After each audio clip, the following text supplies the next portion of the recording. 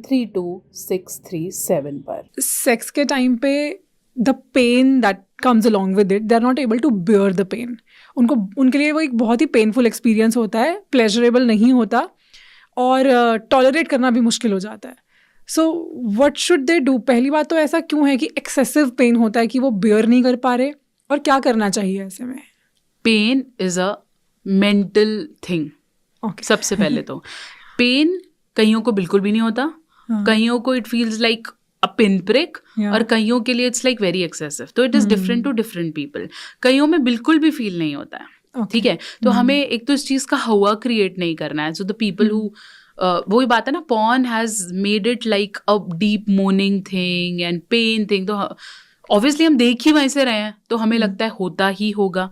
कईयों को होता है तो वो जिसे बता रही है वो जर्नलाइज कर लेते हैं कि हमें भी होता होगा। और ये चीज ना एक मेडिकल कंडीशन को it happens because you perceive a fear in your mind that sex leads to pain, and due to that whenever a man approach women, push him back कि नहीं करना है, ठीक है। तो जब वो पुशिंग होती है तो शादी के कितने साल निकल जाते हैं कि वो सेक्स करते ही नहीं है। और फिर बच्चा कैसे होगा? सो vaginismus, every 30% of female has vaginismus. तो ऐसा नहीं है कि मुझे तुम्हें है। मैं पिछले 12 साल से vaginismus ट्रीट कर रही हूँ, and it is all the therapy work, क्योंकि ये सिर्फ दिमाग में है। तो if you feel that you have fear of sex due to which you haven't able to have intercourse, go see a therapist.